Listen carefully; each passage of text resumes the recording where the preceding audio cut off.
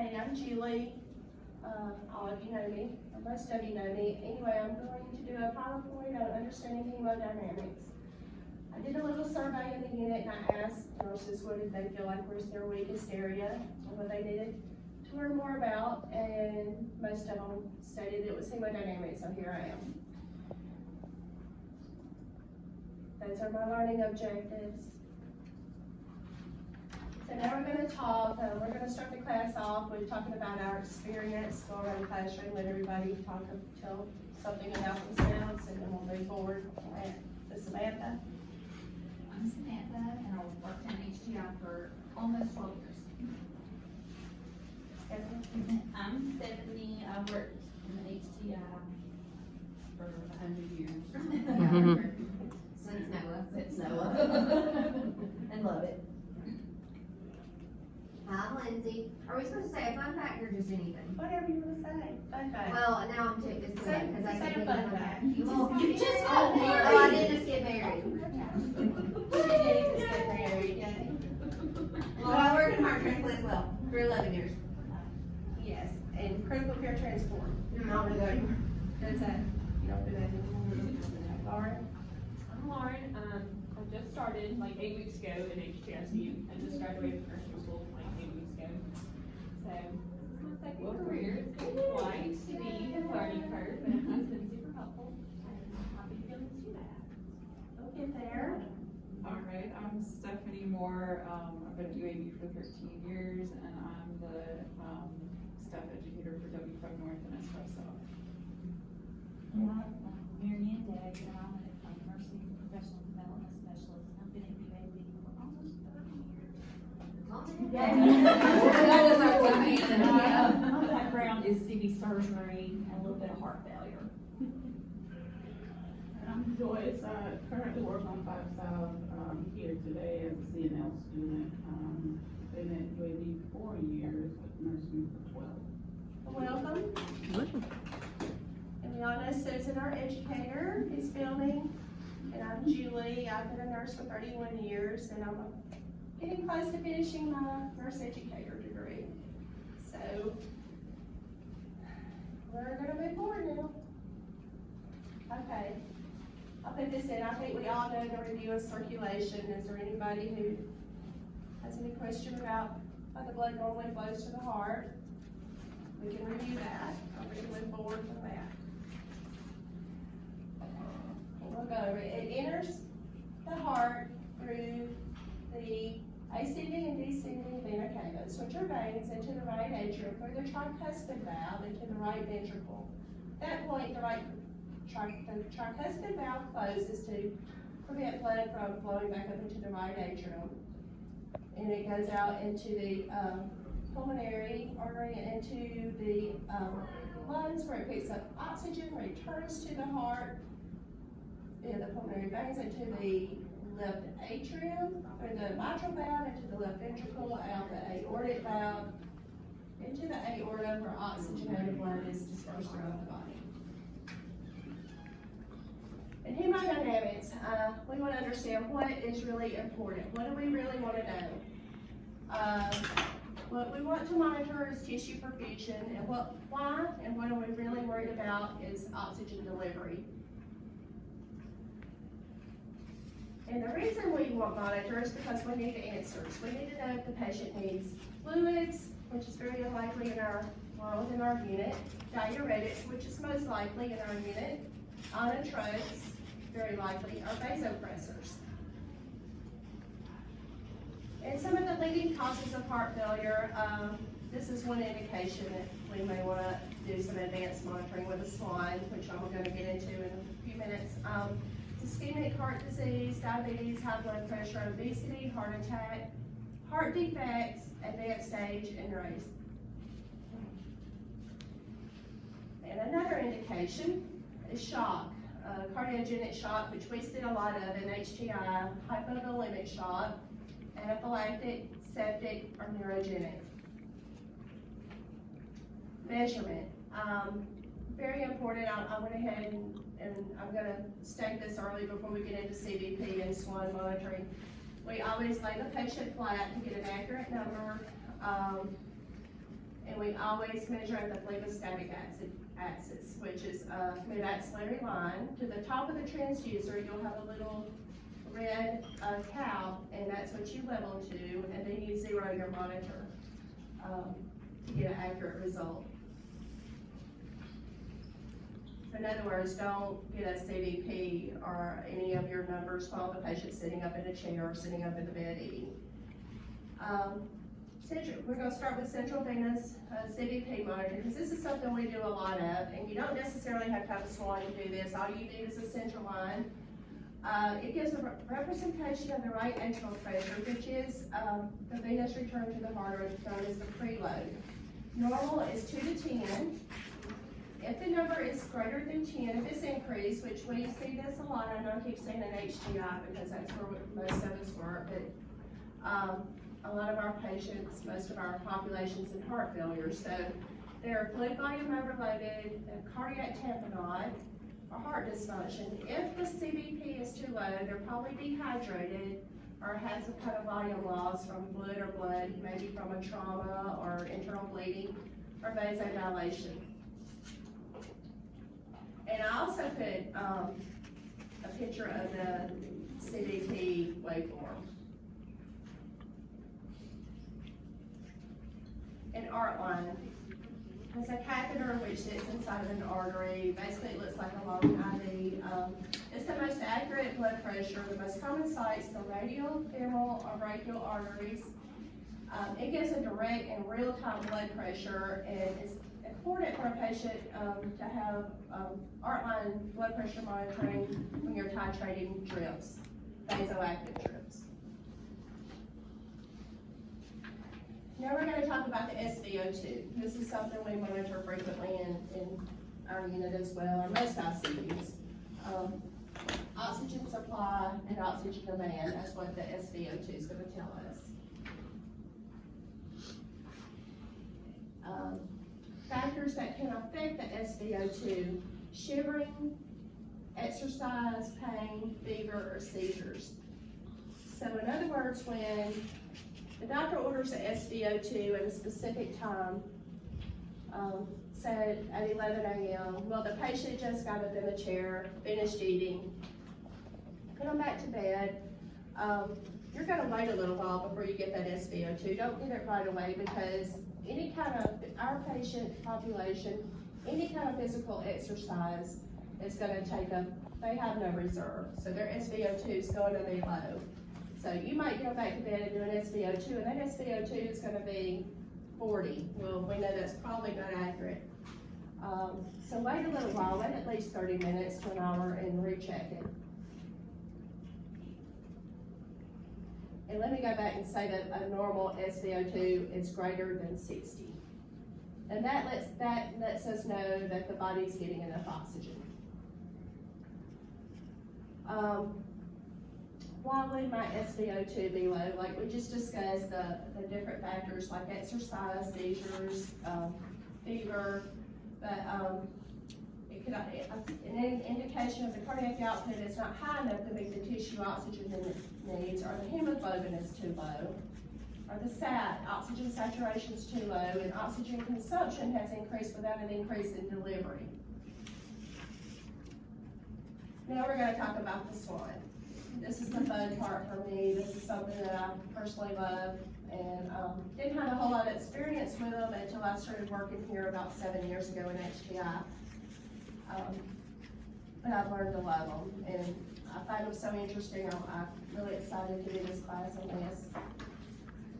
So the most common site, I want to talk about the most common site for a swan gans insertion is usually the jugular, the right jugular.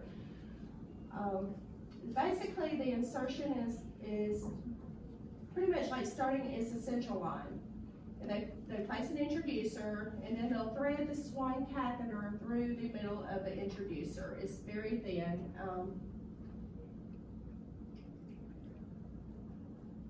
And then it's very important to secure it as well. You don't want it to get pulled out. But we're going to talk about waveforms and some of those indications. How to prepare for the swan gans insertion. I think Samantha's the one that taught me years ago. We have a swan cart, It's, it should contain everything that we need within that. One of the things I wanna stress too is always make sure you use the sterile salines. Don't grab salines out of the top drawer of the patient's rooms. Gather your, set up a large table that is located in the ACT in our unit. I'm sure each ICU has their own table. You're gonna need at least 2 people. You're gonna have a sterile person, and you're gonna have to have an unsterile person to open your supplies and dump them on the table for the sterile person to set up. Flush your lines, make sure your balloon is inflatable on the end of the swan. And when you're done, cover the table with a sterile drape until it's ready to use, and you notify radiology, as you're gonna need fluoro to come up to assist. So, as the doctor's placing the swan, you're gonna notice we have fluoro to help with identifying, you know, the doctor's gonna use that to make sure he's in the right chambers of the heart and it's flowing. But we also can look at our monitor. And we can see an RA CVP waveform. We know that that swan's in the right atrium. At that point, the doctor's gonna inflate the balloon, and the swan's gonna float through the tricuspid into the right ventricle. And then we're gonna see our RV waveform. As it goes on, we're gonna know that it's going through the pulmonic valve into the pulmonary artery. And we will know that because this waveform will have a dichrotic notch. The doctor may wedge at that point, we'll get a wedge waveform, and then he's gonna deflate and pull back. And that's where we're gonna secure it. It's very important that we mark the placement of the swan and secure, and I'll have a little video here also for, so if I can get it to play. Oops. There we go. Oh.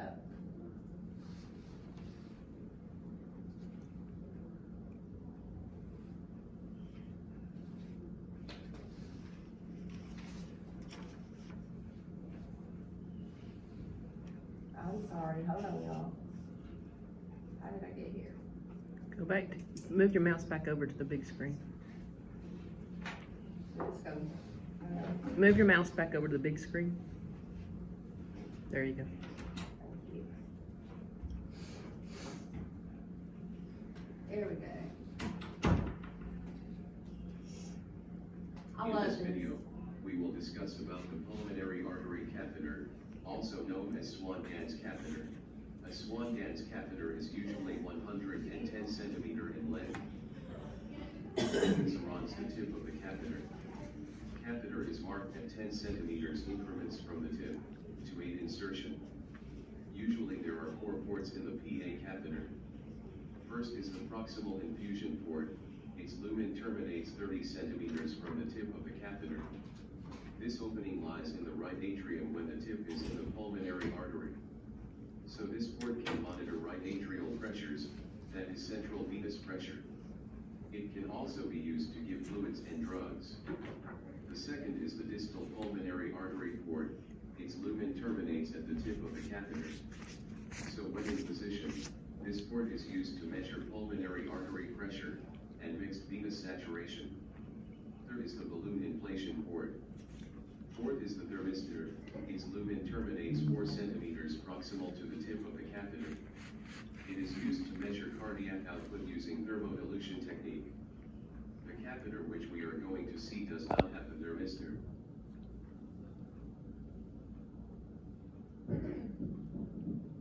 The PA catheter has to be flushed with saline before the insertion. So when the distal pulmonary artery port is flushed, the saline comes out of the tip of the catheter.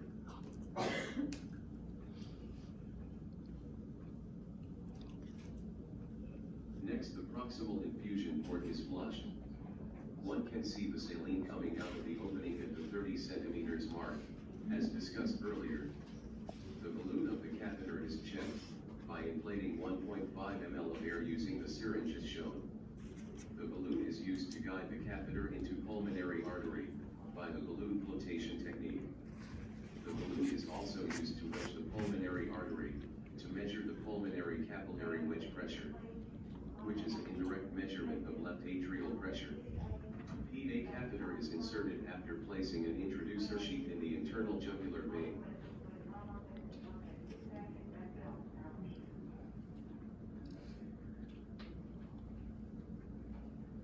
The side port of the introducer sheath can be used for rapid infusion of fluids. Let's open up the heart to see the position of the PA catheter in relation to the internal anatomy of the heart. Pulmonary artery catheter is then gradually inserted into the sheath. It should be noted that a pressure monitoring transducer is attached to the distal pulmonary artery port to observe the continuous pressure waveforms. Once catheter is inserted till 20 centimeters mark, it usually crosses the tip of the insertion sheath. Now the balloon of the catheter is inflated with 1.5 ml of air. So now the tip of catheter floats in the blood and aids in the correct placement of the catheter. The catheter is advanced till the right atrial pressure is obtained in the monitor. In the right atrium, the pressure usually averages less than 5 millimeters mercury and fluctuates between few millimeters mercury. When pushed further, it reaches the right ventricle. The systolic pressure increases to about 25 millimeters mercury, and diastolic pressure remains same as the right atrial diastolic pressure. When the catheter tip reaches the pulmonary artery, the systolic pressure is similar to the right ventricular systolic pressure, but there is increase in the diastolic pressure to about 10 millimeters mercury. It is due to the closure of the pulmonary valve during diastolic. When the catheter is pushed further into one of the branch pulmonary artery, the balloon wedges, and it measures indirectly the left atrial pressure. The mean pressure is about 10 millimeters mercury, and the waveform is similar to that of the left atrial pressure. Once the wedge trace is obtained, the balloon is deflated, and return of pulmonary artery pressure trace is confirmed. If the PA trace is not obtained, the catheter is withdrawn slightly till the PA trace appears. Usually the right atrium is entered at 25 centimeters, the right ventricle at 30 centimeters, and the pulmonary artery at 40 centimeters. The wedge pressure can be identified at 45 centimeters. These are only approximate measurements. Once the procedure is complete, chest X-ray is taken to check the position of the pulmonary artery catheter. Hope this video was helpful. If it is, please do share it with your friends. Okay.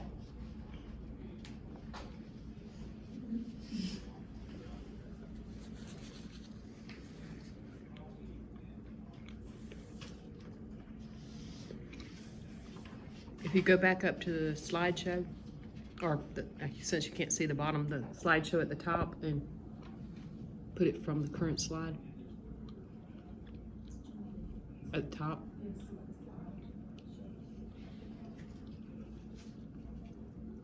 Or you can do that.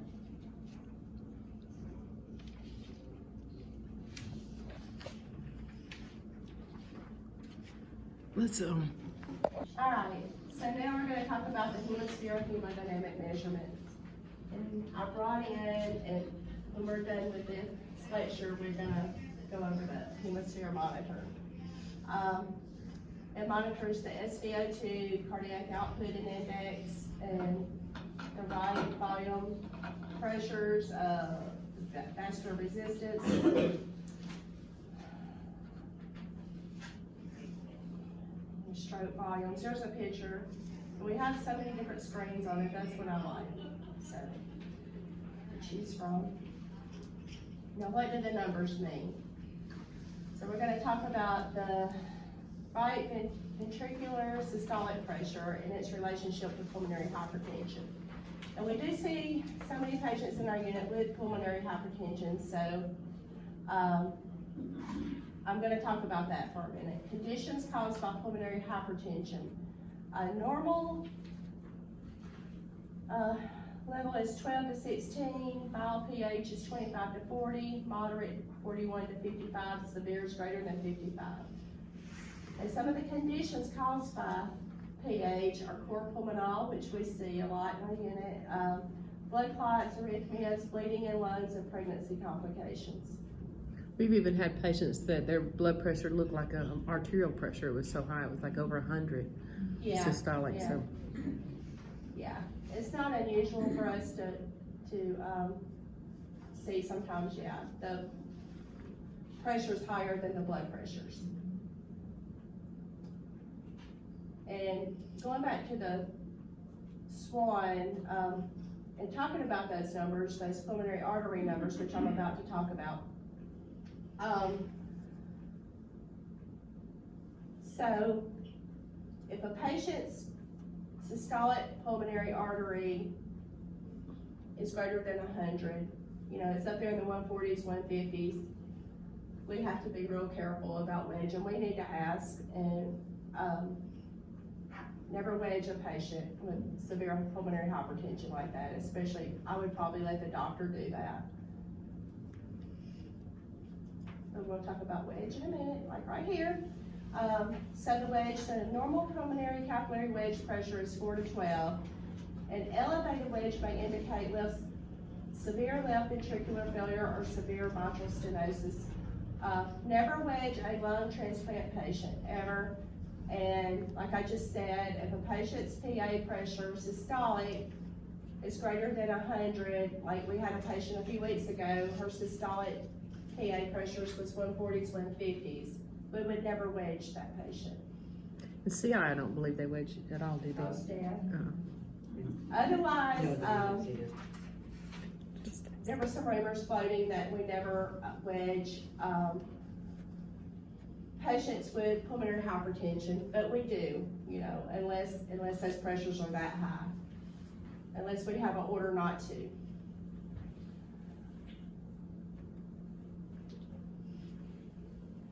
Okay, we're going to talk about cardiac output. Cardiac output is the volume of blood pumped from each ventricle per minute. So your cardiac output equals your stroke volume times your heart rate. And I use this little analogy to show, so your contractility represents how fast your heart's beating, how fast and hard your heart's beating. Your preload is the amount of wind left behind. It's the amount. Your afterload is what's left over after the cyclist. Let me just read this. I think it will explain it better than just me trying to explain it. The faster the heart beats, the more blood can be pumped over a particular period of time. Using our analogy, the faster the cyclist pedals, the faster the bicycle will go. If the cyclist flexes his muscles a little and pushes harder on the pedals, then the bicycle will move faster. This can be equated to an increased contractility of the heart muscle,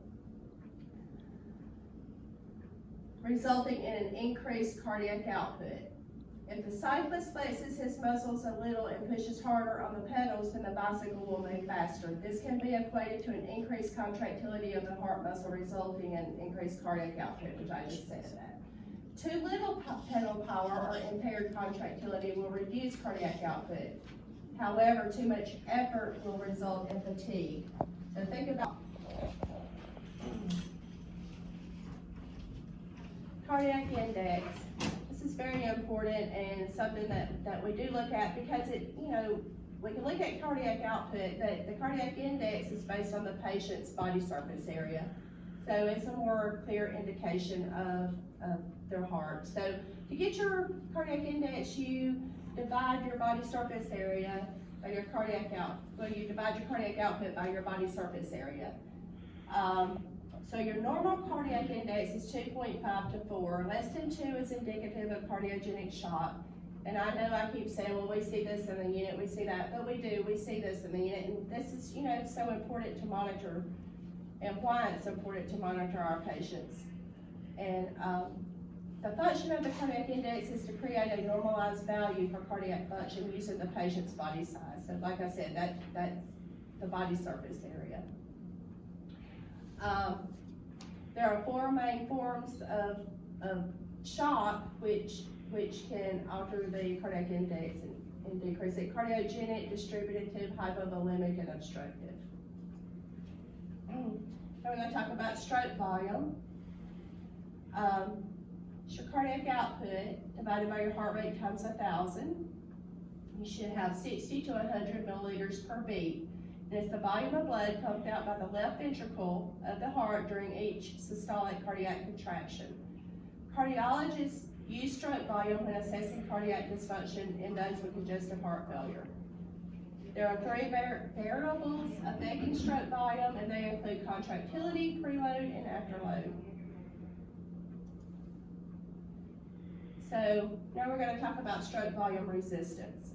It's your blood pressure equals your cardiac output times your stroke volume resistance. So this is part of when you think about blood pressure and you think about vasoconstriction and vasodilation. So this is a picture of vasoconstriction and the vasodilation, and think about it when you're taking what the blood pressure cuff does. When you're taking a blood pressure in a patient's arm, what you're doing, you're causing vasoconstriction and then you're releasing. So you're getting a indication of stroke volume just with that.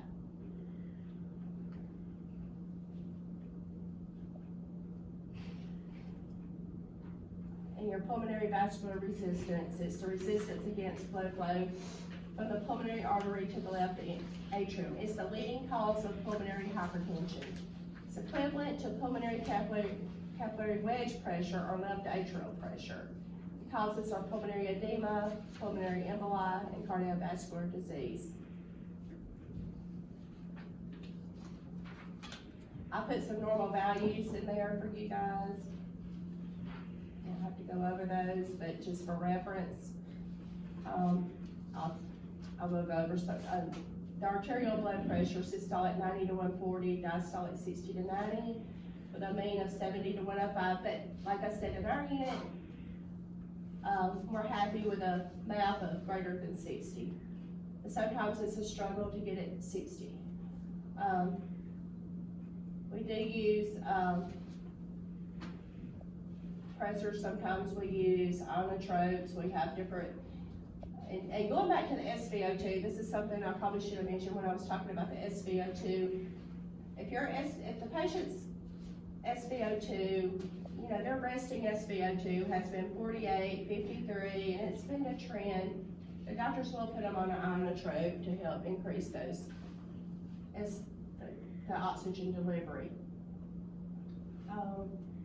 So we'll see milrinone. We use dobutamine.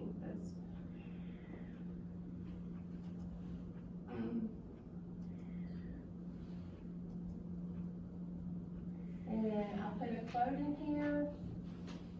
I love Maya Angelou. She's my favorite poet, so I found something from her. It says, as a nurse, we have the opportunity to heal the mind, soul, heart, and body of our patients, their families, and ourselves. They may forget your name, but they will never forget how you made them feel. Maya Angelou. Any questions? Y'all want to talk about this and anything you want to add? Just a little demo. Very important. This is for our wedge. So sometimes the doctors will come in a wedge when they're making rounds. They'll open it up, they'll wedge. Of course, this one's balloon doesn't work. And they'll leave it open. That's not good. Never set back on it. Always make sure that it's closed at all times. Because you don't want a patient to spontaneously wedge. So we're going to set it up. New patient, unknown ID. I'm just going to put 11111. And we're going to say they're 54. It's going to be me. Female. I'm gonna weigh 100 pounds today. I'm short. I'm gonna weigh 100 pounds. I'm gonna weigh 100 pounds. Hey, I'll be happy with 100 kilograms. I'll put 100 in there. Okay. So bases. Negative 65. So this toolbar is pretty much going to take you to everything that you need. I played with it yesterday, I watched some videos on it and some Edwards. And, started learning, so we're gonna select, this right here, you can choose whatever screen you like. There's several to choose from. But settings right here, we're gonna go to demo mode. Yes. Okay. So then we can always go back to the home screen. 0 and waveform. So on your home screen, you're gonna have, into your settings, there you go, 0 and waveforms right here. And this is where you will unscrew all your caps and everything and level your patient in 0. And another one thing I wanted to show you guys is, trying to get to my SVO2.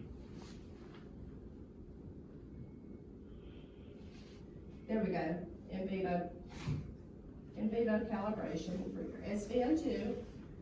So